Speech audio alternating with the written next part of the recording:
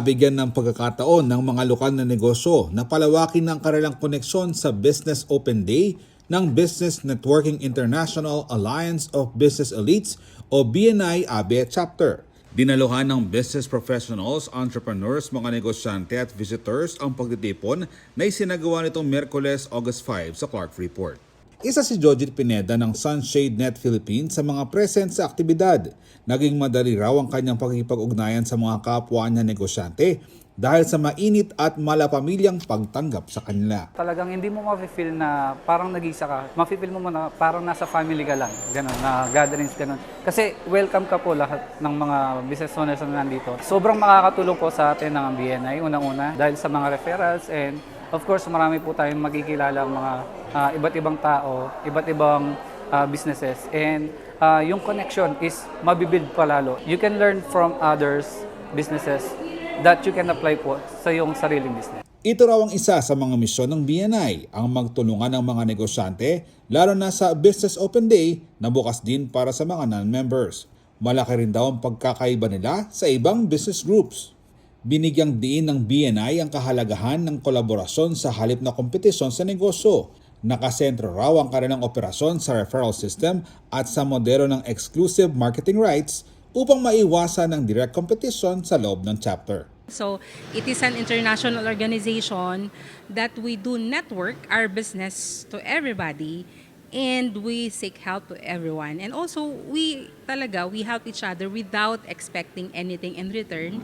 That is our philosophy, Givers Gain. So I've been in BNI for 4 years already. No, one of the benefits na nakuha ko rito is continuous source of business. Okay, and then we have also exclusive marketing rights that when you get inside our chapter, hindi na kami magpapapasok ng other business the same with you. So wala siyang competition, but there is a collaboration. And I really love that benefit, exclusive marketing rights. So nakaka-cancel out yung competition. Hatid raw ng BNI-ABE ang extensive networking para sa tuloy-tuloy na pagpasok ng mga customer mula sa referrals ng kanilang miyembro. Isa sa mga challenges ng mga business owners is to how to sustain and to get new clients every now and then. So this organization, we are 45 in the community as of now. So you imagine yourself na you have additional 45 marketing team without paying extra. And these people are not ordinary people. They are CEOs, professionals, experts in their fields na dadalhin, bibit-bitin nila yung negosyo mo wherever they go. So kung ano yung clients nila, they will also share in our community. Kaugnay niyan, ibinahagi ng member na si Jason Santiago kung paano nakatulong ang mga business referrals sa kanyang projects. 2 buwan daw siyang walang proyekto noon at mag-quit na sana siya nang magkaroon siya ng breakthrough. But one thing na I became specific that time. Sabi ko, please connect us to Marriott Hotel in Manila.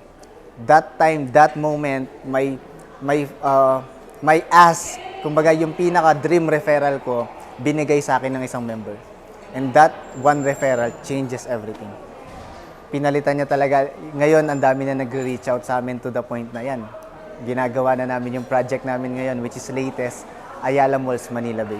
And other corporations, other mga big enterprise, yun na yun lumalapit sa amin. Samantala, inanunsyo ni Chef Felix Asuncion, Executive Director ng BNI-ABE, ang nakatakdang pagbubukas ng panibagong chapters ng BNI sa Central Luzon. We're opening 2 new chapters dito sa BNI Central Luzon Region 1 because we are, of course, opening doors to cater to different entrepreneurs with different time slot. No? At the same time, we also welcome entrepreneurs that are within the Central Luzon area. Alam naman, Pampanga is the heart of Central Luzon, and that's why we're mounting it here.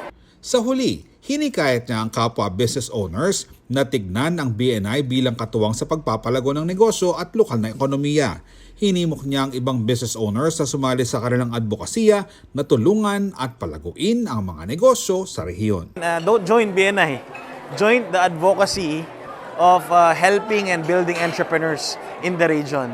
Kaya agkatantala po rin entrepreneurs na to see, to check, and of course, if this is a possible fit their business strategy or business endeavors, no? Check on BNI. And BNI is not only in Pampanga, not only in the Philippines, but it's a global network. That's actually what sets apart on different organizations. This has been in the industry for almost 40 plus years. Ako si Jody Dizon Mercado para sa CLTV 36 News.